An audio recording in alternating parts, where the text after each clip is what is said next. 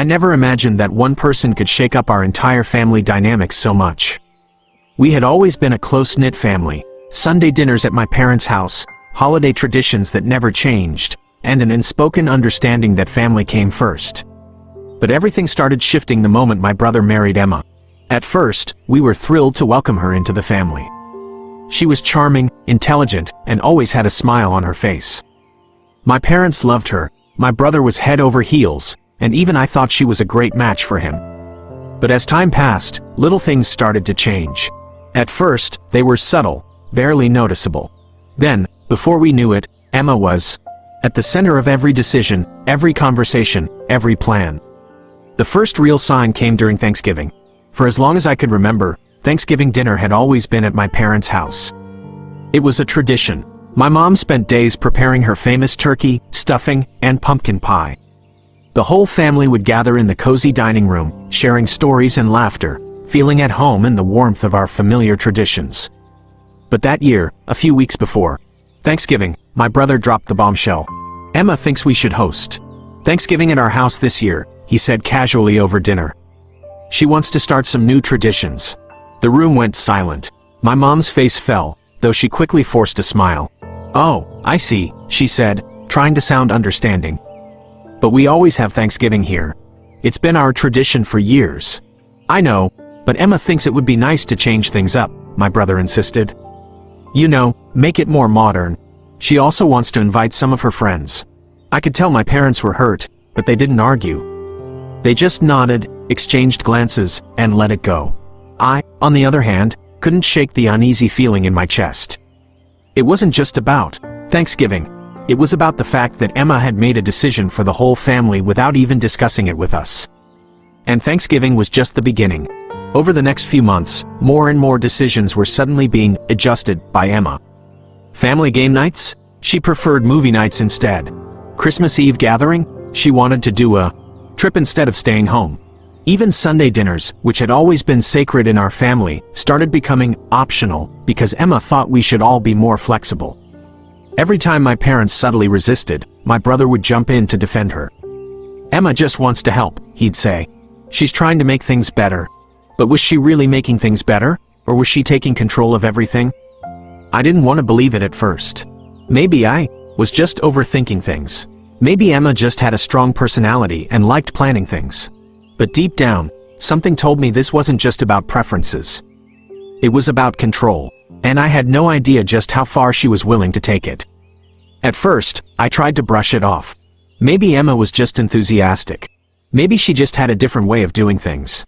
But as time went on, her influence over our family became impossible to ignore. It wasn't just Thanksgiving or Sunday dinners anymore. It was everything. One of the biggest turning points came when my parents planned a family trip, a tradition we had every summer. Ever since we were kids, my brother and I would spend a week at a lakeside cabin with our parents, fishing, hiking, and just enjoying each other's company. It was one of the few times in the year where we could all disconnect from work, responsibilities, and just be together as a family. But this time, when my mom mentioned the trip in our family group chat, Emma responded before my brother even had a chance. "Actually, I was thinking it might be better if we did something different this year. A beach trip would be more fun, don't you think? Plus, the cabin isn't really my style. I'd rather stay somewhere with proper amenities." I stared at my phone, waiting for my brother to step in. But instead, he agreed with her. "Yeah, I think Emma has a point. Maybe it's time to switch things up." My mom replied hesitantly, "We've been going to the lake every year for decades, sweetheart. It's a special place for us." Emma didn't back down. "I get that, but don't you think traditions should evolve? It's just a cabin. The beach would be more relaxing for everyone." What she really meant was for her. I felt my blood boiling as I typed out a response. "Emma, this trip isn't just about what you want. It's about the whole family." Seconds later, my brother called me. "Hey, can you not be so aggressive with Emma? She's just trying to make things better." "Better for who?" I shot back. "Because from where I'm standing, it looks like she just wants everything her way." He sighed. "She's my wife, okay? I need to support her. Why does it matter so much to you where we go?" I was stunned. Since when did she become the most important person in every decision? Since when did my brother forget that he had a family before Emma? That trip, for the first time ever, my parents and I went without my brother.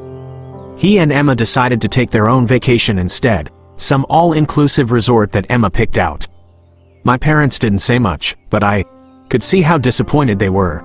It felt like a sign of what was to come. And things only got worse from there. The financial meddling begins. After that, Emma started inserting herself into family financial decisions. One day, my dad mentioned at dinner that he was thinking about selling the old family home and downsizing. It was something he and my mom had been discussing for a while, but they hadn't made a final decision yet. To my surprise, Emma spoke up before anyone else. "That's actually a great idea. You guys don't need such a big house anymore. You should invest the money somewhere more practical." I frowned. "That's not really your decision, though." Emma just smiled. "I'm just thinking long-term. It's smart to sell while the market is good. Plus, it would be better for everyone." I could see the hesitation on my parents' faces. My dad gave a small nod. "We're still thinking about it, but we'll see." Emma, however, wasn't done. Over the next few weeks, she kept pushing the idea, bringing up real estate listings, talking about how my parents could move somewhere more convenient. My mom, who had lived in that house for over 30 years, felt pressured. I knew she wasn't ready to leave, but Emma kept insisting it was for the best. And then, one evening, I overheard something that made my stomach turn. I was at my brother's house, and while passing by the hallway, I heard Emma on the phone. "Yeah, once they sell the house, they'll have a lot more to invest. I think we can convince them to put some of it into our business idea. They trust us." I froze. Was she seriously planning to use my parents' money for something she and my brother wanted? I didn't even hear the rest of the conversation. I stormed into the room. "Emma, what the hell are you doing?" She jumped, clearly not expecting me to be there. "Oh, I was just talking to a friend." "Are you seriously trying to manipulate Mom and Dad into selling the house just so you and my brother can get money for some business?" Her expression darkened. "It's not manipulation, it's helping them make a smarter financial decision." I clenched my fists. "It's their decision, not yours." Just then, my brother walked in. "What's going on?" Emma crossed her arms. "Your sister is accusing me of trying to take advantage of your parents." My brother's face hardened. "Are you serious right now? She's just looking out for them." I stared at him in disbelief. "No, she's looking out for herself. And you're letting her." For the first time, my brother and I truly felt like we were on opposite sides. And I knew things were only going to get worse. I never imagined that my own brother would choose her over the family. But that night, after I caught Emma scheming about my parents' house, something inside me snapped. I couldn't let this. The next morning, I sat down with my parents and told them everything I overheard. At first, they were reluctant to believe me. My mom sighed, rubbing her temples. "Honey, I know Emma can be pushy, but she cares about your brother. Maybe she really thinks she's helping." "She's not helping, Mom. She's controlling. And she's manipulating you both into making decisions that only benefit her and my brother." My dad remained silent, deep in thought. But I could tell my words had planted a seed of doubt. Later that day, my dad decided to call a family meeting, one that included Emma and my brother. He wanted everything out in the open. When we all sat down in the living room, the air was thick with tension. My brother already looked defensive, as if he knew what was coming. Emma? She just sat there, perfectly composed, like she had rehearsed this moment. My dad cleared his throat. "We need to talk about something important. We've heard some concerns, and I think it's time we all get on the same page." Emma smiled, acting innocent. "Of course. Communication is key." I didn't hold back. "I overheard your conversation, Emma, about convincing Mom and Dad to sell the house and use the money for your business." She blinked, her expression unreadable. "I don't know what you think you heard, but I was just discussing options. I would never pressure them." My mom's face tightened. "But you have been pressuring us, Emma. Always pushing your ideas, making us feel like we're making the wrong decisions if we don't listen to you." Emma's composure faltered for a second, but then she turned to my brother. "Are you just going to sit there and let them attack me?" My brother shifted uncomfortably. "Emma, I think maybe we've been too involved in things that aren't really our decision." Her eyes widened. "What? You're seriously taking their side?" "This isn't about sides," my dad said firmly. "This is about boundaries. This is about respect." For the first time, I saw something flicker in Emma's expression. Fear. Because for the first time, my brother wasn't blindly supporting her. But she wasn't going to go down without a fight. "I can't believe this," she muttered, shaking her head. After everything I've done for this family, I've only ever tried to help, and this is how you treat me? I crossed my arms. Help isn't forcing your way into every decision. Help isn't manipulating my brother or pushing my parents into things they don't want. Emma turned to my brother, desperate. You know I love you. I love your family. But if they can't appreciate that, maybe we should take a step back. Silence fell over the room. She was giving him an ultimatum. I held my breath. Would my brother finally see the truth? Or was he too far under her control? His next words would change everything. The room fell into a suffocating silence. Emma's words still hung in the air, like a challenge, like a threat. Maybe we should take a step back. My brother sat frozen, his fingers digging into the armrest of his chair. I could see the battle raging inside him, the struggle between his love for Emma and his loyalty to the family. Emma, what are you saying? He asked, his voice quiet but tense. Emma let out a dramatic sigh, shaking her head. I'm saying that if they can't accept me, maybe we need to distance ourselves. Maybe it's time to think about what's best for us. My mom gasped softly. My dad's expression darkened. I clenched my fists, my heart pounding. This wasn't just about control anymore. This was manipulation, at its worst. My brother rubbed his face, looking exhausted. Emma, I love you. But this is my family. We don't just walk away from each other. Her eyes narrowed. So, you're choosing them over me? No, he sighed. I'm choosing what's right. Emma scoffed. Unbelievable. After everything I've done for you? My mom, who had been silent for most of this, finally spoke up. Emma, sweetheart, no one is trying to push you away. But you can't make decisions for us. You can't pressure us into selling our home, or tell us how to run our lives. Emma's face twisted with frustration. I was just helping. Unlike some people in this family, I actually have good ideas. She shot a pointed look at me. I wasn't going to let her drag me into this. This isn't about me, Emma, I said. This is about the fact that you don't respect anyone else's choices unless they benefit you. Her lips parted as if she was going to argue, but for once, she had nothing to say. My dad cleared his throat, his voice steady. We appreciate that you care about our son, but this is our home, and we will decide what happens to it. If you can't respect that, then I don't know what else to say. Emma looked at my brother again, her eyes filled with expectation. She was waiting for him to fight for her, but he didn't. Instead, he just shook his head. I can't do this, Emma. I can't keep defending you when I know deep down that you're wrong. A flicker of something, shock, betrayal, panic, flashed across her face. Her voice dropped to a whisper. So, that's it? You're just going to take their side and leave me alone in this? I don't want to leave you, my brother said, his voice heavy. But I also can't let you destroy my family just so you can feel like you're in charge. Emma let out a bitter laugh, shaking her head. Wow, I guess I was wrong about you. Then, without another word, she grabbed her purse, stood up, and walked out of the house. The door slammed shut behind her. The silence that followed was deafening. I looked at my brother, expecting him to run after her. But instead, he just sat there, staring at the floor. Mom reached over and placed a gentle hand on his arm. Are you okay, sweetheart? He took a deep breath, exhaling shakily. I don't know. His voice cracked slightly. I love her, but I don't think I liked who I was becoming around her. Dad sighed, his face softening. Son, love isn't about control. It's about partnership, respect, and trust. You deserve someone who values your family, not someone who tries to tear it apart. Tears welled in my brother's eyes, but he quickly blinked them away. I didn't want to see it.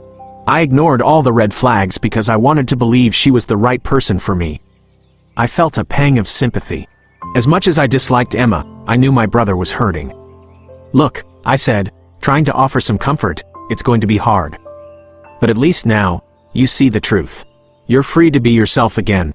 He let out a small, tired chuckle. Yeah, I guess I am. For the first time in months, I felt relief. Emma's influence had finally been broken. But even as the tension lifted, I couldn't shake one lingering thought. Had we really seen the last of her? The house felt different without Emma in it. Lighter, quieter. For the first time in months, there was no tension hanging in the air like a storm waiting to break. But despite that relief, my brother sat at the dining table, staring at his hands, lost in thought. I pulled out a chair across from him and sat down. You okay? He let out a long sigh. I don't know. I should feel relieved, right? I mean, it's over. She's gone. No more fights. No more drama. Mom placed a warm cup of tea in front of him and gave his shoulder a gentle squeeze. Just because it was the right decision doesn't mean it doesn't hurt. He nodded slowly, rubbing his temples. I really thought she was the one. I ignored all the signs because I wanted so badly for it to work. Dad sat down next to him, his expression thoughtful. Son, love isn't about control. It's about respect. A real partner lifts you up. They don't push you down to stand taller. For the first time, my brother didn't defend her. He just stared into his cup, processing everything. I guess I kept making excuses for her, he admitted. Every time she overstepped, I told myself she was just looking out for me. That she had good intentions. But looking back, he shook his head. She never respected my choices. Or my family. I leaned forward. You know, love isn't supposed to feel like a battle all the time. It's not supposed to be about who's in control. It's supposed to feel like home. He exhaled, a small, tired chuckle escaping his lips. Yeah, I think I forgot that. A comfortable silence settled between us. The storm had passed, but the damage it left behind still needed time to heal. Mom finally spoke up. You don't have to figure everything out tonight. Just know that we're here. No matter what. For the first time in a long time, my brother smiled. A real smile. Thanks, Mom, he said. Dad patted his back. Now, why don't we do something we haven't done in a while? I raised an eyebrow. Like what? Dad grinned. Order way too much Chinese food and watch a terrible action movie together. My brother laughed. Genuinely laughed. For the first time in months. That actually sounds perfect. Mom chuckled, shaking her head. As long as you don't make me sit through another 3-hour car chase movie. Deal, Dad said, already reaching for his phone to place the order. And just like that, we started to feel like a family again. The drama was over. Emma was gone, and for the first time in a long time. Everything felt right. A few weeks passed, and life slowly started returning to normal. The house felt warmer, the laughter came easier, and the tension that had once suffocated every conversation was gone. But for my brother, healing wasn't instant. Some mornings, I'd catch him staring at his phone, as if expecting a message from Emma. Other times, he'd zone out mid-conversation, lost in thought. One evening, we sat on the back porch, watching the sun dip below the horizon. A soft breeze rustled the trees, carrying with it the scent of freshly cut grass. How are you really doing? I asked. He took a deep breath. Better. Some days are hard, but I know I made the right choice. He glanced at me. It's weird, though. Even though she was so controlling, I still miss her sometimes. I nodded. That's normal. She was a big part of your life. Just because she wasn't good for you doesn't mean letting go is easy. He let out a small chuckle. Yeah, I guess I just wish things had been different. That she had been different. I thought about that for a moment before responding. You didn't want her to be different. You just wanted her to respect you. To respect us. And when someone can't do that, they don't deserve a place in your life. He leaned back against the chair, exhaling deeply. You're right. I kept thinking I could fix it. That if I just tried harder, loved her more, things would change. He shook his head. But love doesn't work like that, does it? No, I said softly. It doesn't. Silence settled between us, but this time, it wasn't heavy. It wasn't suffocating. It was peaceful. A few minutes later, Mom called us inside. Dinner's ready. As we walked back in, my brother paused at the door and looked at me. Thanks for everything. I smirked. That's what little siblings are for. Reminding you when you're being an idiot. He laughed and playfully shoved my shoulder. Yeah, come on, before Dad eats all the food. That night, we sat around the table, eating, talking, being a family. The past still existed, but it no longer defined us. And as I looked around at the people I loved, I realized something. No matter what, we always found our way back to each other. And that was something Emma could never take away.